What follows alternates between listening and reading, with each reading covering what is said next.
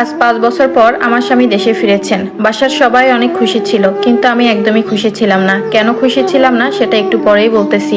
হঠাৎ করে আমার স্বামী আমার দিকে তাকিয়ে বলে, কি ব্যাপার, তোমার কি মন খারাপ নাকি অন্য কিছু হয়েছে, আমাকে বলো। আমি তখন বললাম, আমার কোনো সমস্যা না, তুমি রেস্ট নাও, আমি একটু পরে আসতেছি।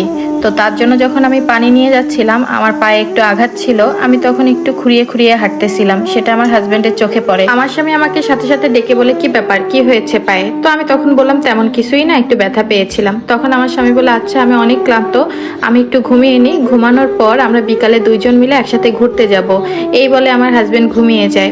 সে ঠিক 3-4 ঘন্টা পর উঠে আমাকে বলে যে, তুমি সুন্দর একটা নীল শাড়ি পরো, আমার সাথে ঘুরতে বেরো হবা, সাথে সুন্দর সুন্দর গহনাও পরবা। আমি তখন একটু হেসেই উত্তর দিলাম, আমি এসব কোথায় পাবো? আমার তো হাতে গোনা 2-3টা শাড়ি আর 2-3টা জামা আছে, যে জামাগুলো আমি সবসময় বাসায় পরি। আমার স্বামী তখন চেঁচিয়ে বলল, মজা করো না আমার সাথে, যেটা বলেছি সেটা করো। আমিও তাকে জবাব দিলাম, কেন মজা করতে যাব তোমার সাথে? যা সত্যি তাই বলেছি, আমার এর থেকে বেশি আর কিছুই নাই। তখন আমার স্বামী বলে উঠে, আমি তো তোমাকে 5-6 মাস পর পর তোমার পছন্দের শাড়ি কেনার জন্য মায়ের কাছে টাকা পাঠাই, প্রতি মাসে তোমাকে 2000 টাকা করে দিই এক্সট্রা ভাবে। এছাড়াও এই তো গত 2 মাস আগে তোমার জন্য 1 লক্ষ টাকা পাঠিয়েছিলাম তোমার স্বর্ণের গয়না বানানোর জন্য। এসব কোথায় গেল? আমি একটু বিরক্ত হয়েই বললাম যে, আমার এসব কিছুই নাই, আমি যেতে পারবো না। তখন আমার স্বামী বলে, ফোন দিলে তো ঠিকই বলতা যে তোমার সবকিছুই আছে, এসব এখন কোথায় গেল?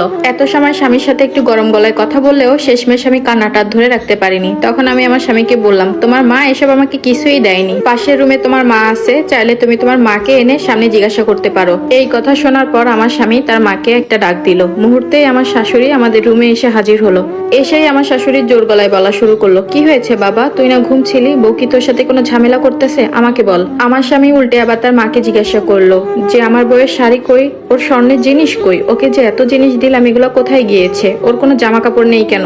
আজকে আমি এতদিন পর বাসায় এসেছি, তারপরও দেখি ওর গায়ে নোংরা একটা কাপড়। মুহূর্তেই আমার শাশুড়ি চুপ হয়ে গেল, তার মুখ থেকে একটা কোনো কথা বের হচ্ছে না। তখন আমার স্বামী বলে, কি হলো মা, উত্তর দাও। তখন আমি এক প্রকার বলেই উঠলাম, তোমার মা আর কি উত্তর দিবে, আমি সব বলতেছি, তুমি একটু শোনো। শোনো, তুমি বিদেশে যাওয়ার পর তোমার মা আর তোমার বোন আমাকে অনেক কষ্ট দিয়েছে, যা বলার মতো না। কাজে যদি কখনো ভুল হতো, কখনো তোমার মা কখনো তোমার বোন সাথে সাথে আমার গায়ে হাত তুলতো। ওই যে তোমার বোনকে দেখতে পাচ্ছ, ও আমার থেকে ছোট, কিন্তু ওর সাহস হয় কিভাবে আমার গায়ে হাত তোলার? আর বাকি রইলো গহনা আর জামা কাপড়ের কথা। গত মাসে আমাকে যে টাকাটা পাঠিয়েছিলা, ওই টাকাটা দিয়ে তোমার বোন নতুন একটা আইফোন কিনেছে, পালে জিজ্ঞাসা করে দেখো, সে তো সামনেই আছে। আর এই যে প্রতিটা ঈদ আসতো, ঈদের সময় বাসা বাড়িতে যেসব মহিলারা কাপড় নিয়ে আসতো, এই যে 200-400 টাকার দাম, ওইখান থেকেই আমাকে কিনে দিত। এত এত টাকা পেয়ে তারা বলতো, ইস আমার ভাই ইনকাম করতেছে, আমার ছেলে ইনকাম করতেছে, তোকে ঘরে বসে বসে খাওয়াবো আর এত কিছু দিব। পারলে তারা দুইজন এখন সামনে আছে, তাদের কাছ থেকে একটু শুনে না। আর তুমি জানতে চেয়েছিলা না যে আমার পায়ে